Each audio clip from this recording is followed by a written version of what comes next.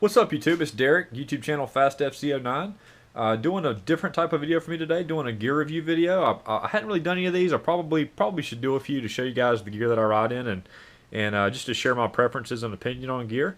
But this is the AGV Rossi replica for 2015. It's known as the Sol Luna helmet. In the past, I've always ridden Rye helmets. And I had a couple of Colin Edwards replicas back in the day, and I really liked those. I had a Nicky Hayden replica, I liked it a lot. But just wanted to try something different when I bought my FZ09 a year ago and decided to go with AGV. AGV is an Italian, pretty high-end Italian helmet manufacturer. They make street helmets as well as off-road helmets. This is the first AGV I've ever owned, and I gotta say I'm really impressed with the build quality and really happy with the fit and finish of this helmet. One cool thing about this helmet in particular is it comes in two medium sizes. So there's a medium small and a medium large, which is pretty cool. I have a relatively, not a too big of a head, I guess. I hope not anyway. And this is the medium small, which like if I wear a flex fit hat, like a flat bill hat or a baseball cap, that's a flex fit. I typically wear a small medium in that, so it basically fits identical to the circumference of my head. A really good snug fit. This is the medium small, and the way that this helmet is designed, no matter what size you get, the chin bar in the front is going to be really close to your face, to your nose, and to your cheeks. This is considered an aero helmet and a true race fit helmet.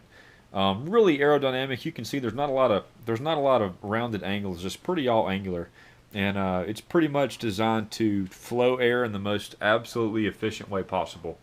You can see by the shape of the helmet, it's pretty aggressive as far as the lines on it. Going along with the aero theme of this helmet, it's got an AGV rear splitter on the back, which goes all the way around the back, and it looks pretty cool, but it's also functional. What that does is it works in tandem with the aero hump on your race suit, and pretty much the air just flows over the top of the helmet, and it kind of guides it right over, channels that air right over your aero hump. So the benefit to that is there's no high-speed speed wobble or helmet buffering with the wind being unsettled coming over your helmet. It just kind of calms the air that's coming over your helmet onto your back. So it's functional. The helmet also comes stock with a clear shield. This is an AGV aftermarket shield, which I purchased through Revzilla. Anyway, it is a AGV blue iridium shield, which it kind of to me it feels more like almost like if you wear polarized sunglasses. It kind of knocks a little bit of the glare off if you're riding in real bright conditions. One cool thing about all the AGV shields, whether you go with if you buy this helmet and you leave it stock, you go with the clear shield, the blue iridium, the gold, the dark tint, or the smoke black shield that's available. They all come with, they're all ready for tear-offs. You can purchase tear-offs from AGV that fit this helmet. They're designed just for this shield specifically and just for this helmet. I think you get 3 for around $18. I've run them in the past. One good thing about running them is they protect your shield. You can see I've ridden this helmet without tear-offs, and you can see it's got a little bit of stone chips on the shield, which you can see it right now, but it doesn't impede your vision at all if you're actually riding the bike. You can't even see them. But yeah, the tear-offs are pretty cool because if you get a lot of bugs on your helmet, which we do in the summertime riding in North Carolina and Tennessee and Virginia, a lot of bugs, and it's kind of nice to just be able to reach up, rip a tear off, just like you do one on a dirt bike, and have clear vision again. This is a cool feature of this helmet in the fact that it's got a lockable shield. Let me see if I can do that for you. There we go. It's got a I guess just a little clip here that engages in this, and that is released by pushing that. So if you're riding and you just want to have it partially locked, it just kind of rests on top of that, and you'll hear a partial click. And then if you're riding at speed and you want no chance of the helmet popping up, sometimes if you're riding in a helmet and you kind of look over your back or you look backwards, the wind can catch it and the shield can fly up. So with this, you just push all the way down, you'll hear a click, and the helmet is fully engaged. There's absolutely no way that the helmet will pop up. And a lot of helmets too will have a little tab on either side of the shield there that's used for your thumb just to kind of pop the visor up when you're lifting it or closing it. This doesn't have that. It's all slipstream, and then It's just that one button that engages or disengages the shield. As far as ventilation, the helmet, it flows air great over the helmet. It also flows air well inside and through the helmet over your head. So you've got two vents on the chin bar, which are activated by a switch internally. I usually use my middle finger to do it while I'm riding. And you just push it up, and that simply closes the vents, or pull it down, and the vents open. It's got three vents up top, which are just manually adjusted from the outside. They flow a lot of air. It's got two vents in the back, which cannot be adjusted. Those are always open. But you can really feel the ventilation in this helmet while you're riding it. And there's no buffering. It flows a lot of air. It's got a great fit to it. It does feel pretty tight just because, like I said, it's a race fit. I do have a GoPro mount on it. I haven't really run a helmet mount too often on this helmet. I've only run it a time or two just to experiment with it. The view looked pretty cool. I've got some videos on my channel that have some footage of that. But we rode it at Shady Valley that time with this mount just to see what it looked like. It looks cool, and I know a lot of motovloggers will either mount their helmet, mount their their camera on the side or on the chin bar. I'm not a motovlogger. I just ride and record our videos. But you can't do that on this helmet, man. I mean, it's so angular and so pointed, it'd be really hard to mount one there, and I wouldn't want it there anyway for the kind of riding that we do. We're moving around on the bike a lot, and maybe it's just because I'm not used to it, or maybe it's because we're riding pretty aggressively, but it really seems to unweight the helmet, the balance of it, and I'm just not used to it.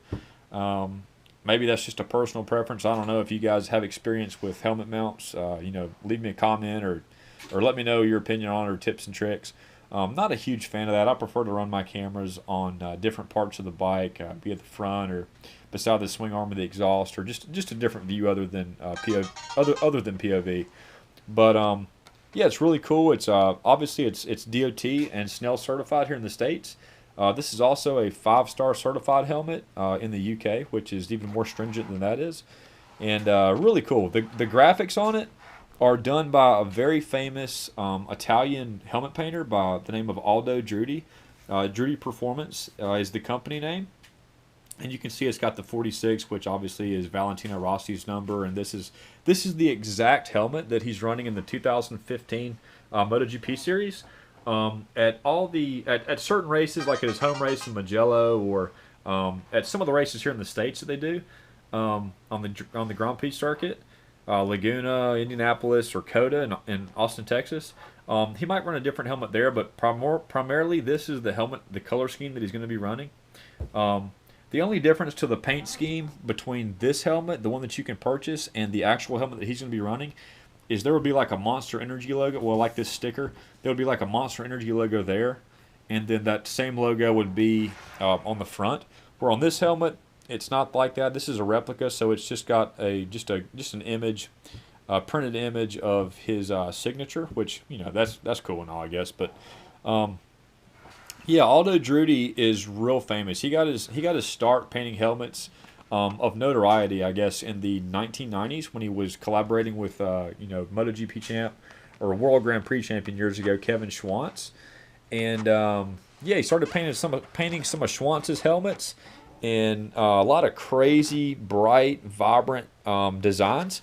And Schwantz actually introduced Aldo Drudy to Valentino Rossi when Rossi was in the 125 series in the World Grand Prix. And yeah, ever since then, Aldo Drudy has painted all of Rossi's helmets, and it's pretty cool. This is the Sol Luna design, which a lot of Rossi's gear kind of has like a yin and a yang feel to it. A lot of opposite stuff, a lot of stuff that doesn't match. One side might be different than the other, like on his leathers and his gloves and his boots and whatnot. But this is the Sol Luna, which is it's got kind of a sun theme in the front, and then on the back, you can kind of see it. It's got a blue, kind of a crescent half moon design in it, which kind of goes along with his theme. He's always had that theme throughout his career, and I just like bright, vibrant riding gear.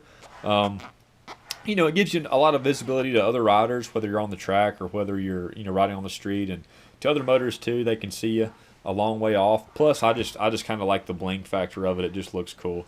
But yeah, I'm really, really happy with this helmet.